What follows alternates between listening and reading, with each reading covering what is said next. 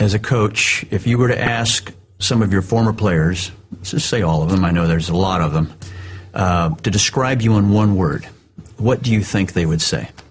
I hope they would say that I was very considerate of all of them. I hope they'd say that I loved them all, although there are many things they might have done that I didn't like. I'd hope they'd say that. But consistency might be one word? Yes, in spite of the fact that some say that consistency is the last refuge of those who have no imagination. That's very good. I think that you have to be consistent in so many ways. In your first year as head coach at Indiana State, you and your team were invited to participate in the national tournament, but you refused to go. What happened? Well, I had one a colored player on my team, and they were not permitted to play in it at that particular time, so I refused to accept the invitation to play in it, since he wasn't permitted to, even though he was probably on my traveling squad. He probably played the least amount of time of anyone on my team, but still, he was with us all the time, and he was a part of the team, and I wouldn't go without him. What were the results, the fallout, the repercussions of that decision that you made? The very next year, we were invited again, and this time they permitted him to come with some restrictions. He couldn't stay in the hotel where we were staying. He couldn't have his meals in the dining room, but he could have his meals in the hotel provided we had a private room. And I refused again, but I was beseeched by the NAACP and his parents and some others that it might be a breakthrough. And so I relented, and we went. He stayed with a colored minister and his wife, but was at the hotel for meals, and we did have a private room. We had no problem with him. He was accepted. Of course, he didn't get to play very much. Had he been a star player, it might have been, I don't know that it would have been, but it could have been different. And we had more trouble on the way driving from Terre Haute to Kansas City, and stopping in some places maybe to eat where they wouldn't let him come in and eat, so I wouldn't let anybody. We'd just go someplace else, and would not make any big deal of it. Say, I feel that, some bologna and crackers and cheese would be better anyway for all of us, so we go to get something else, and our other players would accept it.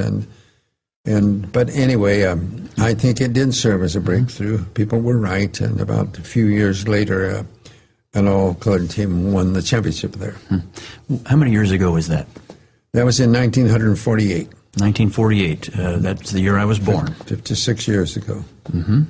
Let's fast forward a couple of decades now, and we're in the era of the 60s and 70s. It was a tumultuous time, very confusing time for a lot of people, and you had some extremely strong-willed players. That's how I will describe it. How did you manage those times and those kinds of players?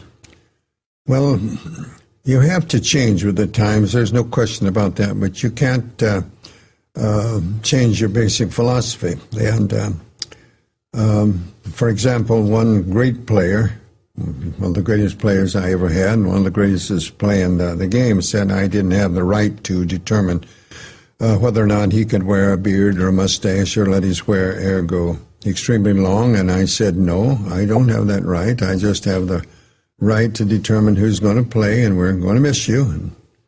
And very subtle. Yes, very powerful. And he got taken care of, and there was no problem. And he's often been interviewed.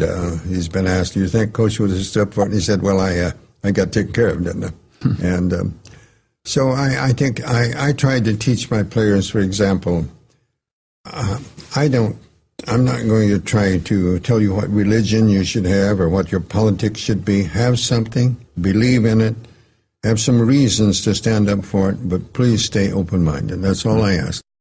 We're going to take a break, and when we come back, we will join legendary coach John Wooden to talk about some of the principles of leadership that have really shaped his life and the lives of so many people. We'll be right back.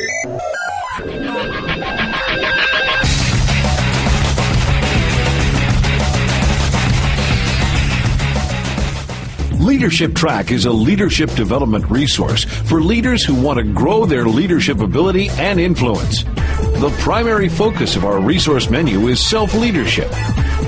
If you're ready for the adventure, log on to leadershiptrack.com. You'll find Leadership Track Televised, a 30-minute interview with successful leaders who share what they've learned on their leadership journey.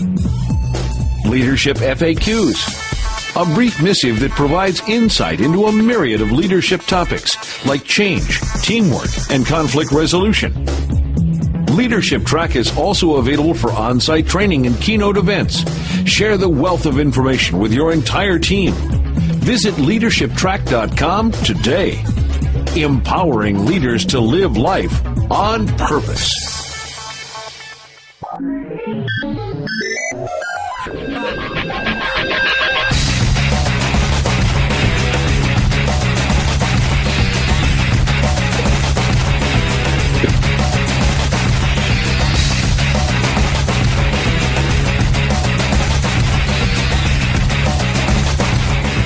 Welcome back to Leadership Track. We're with legendary coach John Wooden. We're talking about some of the issues of leadership that formed his own life and the lives of so many other people. We're talking about his past, his teams, his presence, what his plans are for the future. Coach, thanks for being with us on the show. And one of the questions I wanted to ask you is this. You had a lot of stars on your team, but how did you handle that whole issue of being a star with regard to being a team player as well? Well, my basic philosophy at the very beginning is that we're working this together, and I have in my pyramid team spirit, and that is to, realize that each individual must make the effort to be concerned about the team first. I want their individual abilities to be put to use for the welfare of the team, not for themselves. I once heard team spirit defined as in willingness to lose oneself in the group for the good of the group. And I used that but didn't like it particularly well. But finally, by changing one word, I changed the word willingness to eagerness. Sometimes we're willing to do something we really don't want to. And if we don't want to do it, you're not going to have the enthusiasm necessary to execute your own particular level of competency. I changed that to an eagerness, and I thought it worked a little better. And the best method you have of controlling that is the bench. They all like to play, and if they don't work together as a group and playing two individuals, they put them on the bench, and they usually come around because they all like to play. You've achieved so many levels of success as a coach by anyone's standards. So how would you, John Wooden, define success?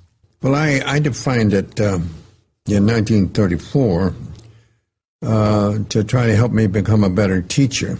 And I thought a lot of things about it, and I remembered what my father tried to teach about never trying to be better than somebody else, but always never cease trying to be the best you could be. And I remembered something that a high school professor had when we talked about success. And I ran across a very simple verse that said, "At God's footstool to confess, a poor soul knelt and bowed his head. I failed," he cried. "The Master said, thou didst thy best. That is success." And I believe that is true. And from those things, I define success in 1934 as peace of mind attained only through self-satisfaction in knowing you made the effort to do the best of which you're capable. And you're the only one who will know that.